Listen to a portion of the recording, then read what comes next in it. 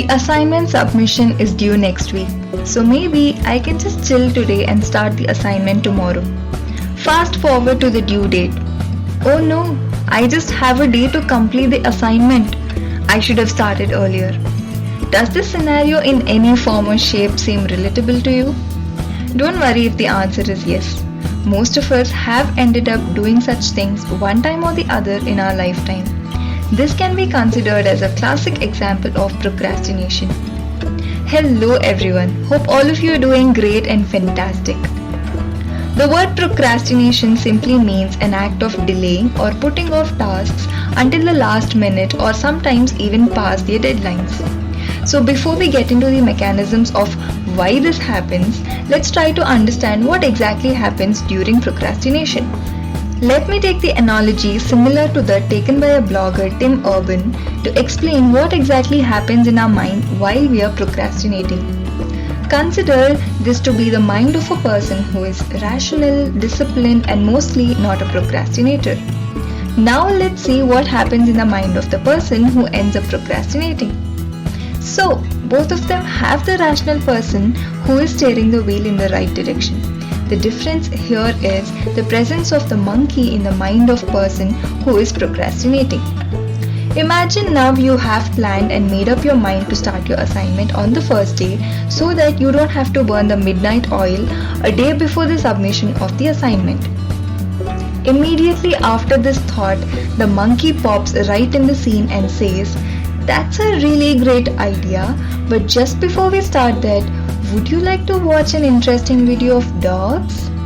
Or do you want to watch a reel which is so trending nowadays?" The monkey is going to convince you not to begin the activity and end up doing something else. So basically, the steering wheel is in the hands of the monkey right now. If this is the case, then how are we able to complete the task a day before the due date?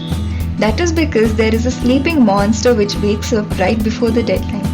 It is now that the monkey is so scared of the monster that it leaves the steering wheel and runs away.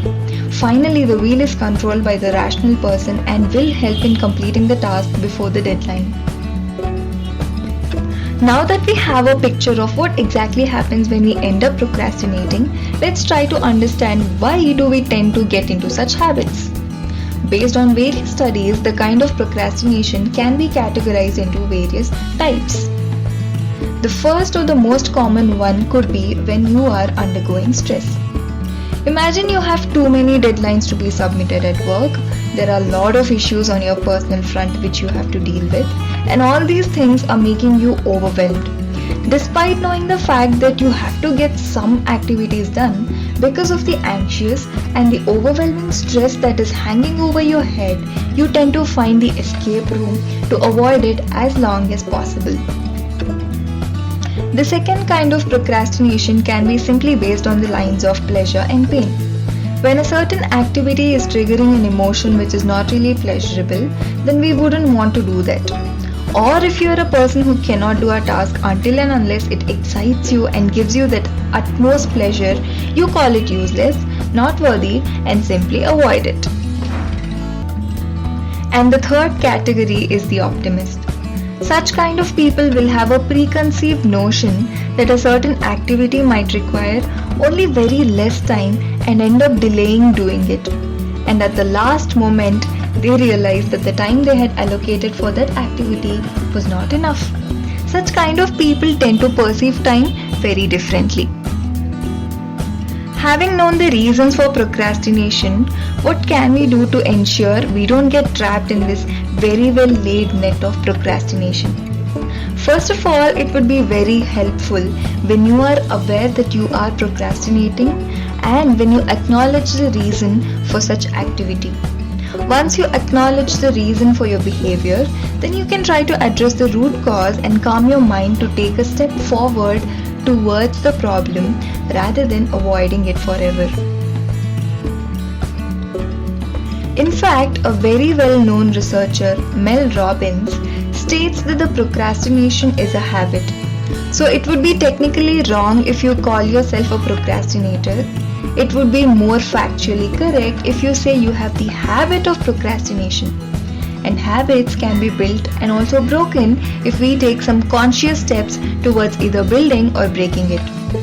We tend to make an activity as a habit when we start deriving pleasure out of it and also when it is very simple to do it. So, make sure the first step that you're planning to take towards completing an activity is both pleasurable and extremely simple, so that it becomes easy for you to put it into practice and make it a habit. You all must be very familiar with the saying, "It's the starting problem."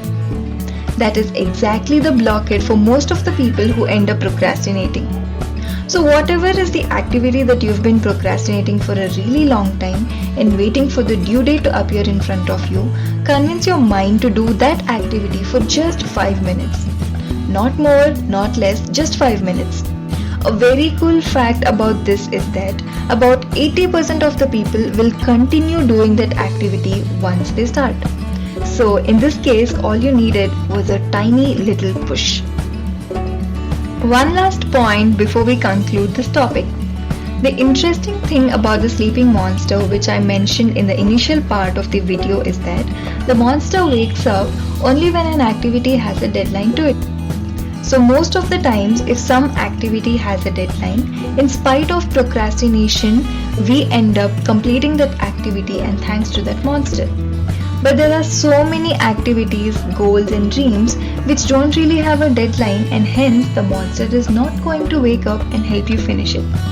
It is exactly in this scenario where the habit of procrastination puts you in a really dark place where you end up feeling guilty, having regrets, and might even start hating yourself. So, example of such things are like maybe you want to own a company one day, build a brand of yourself, go skydiving, etc. So whatever these are, make sure you don't fall into the trap of procrastination and end up not achieving your dreams and goals. Therefore, once in a while, just sit back and have an introspection of what exactly is happening in your life and where exactly is it heading towards.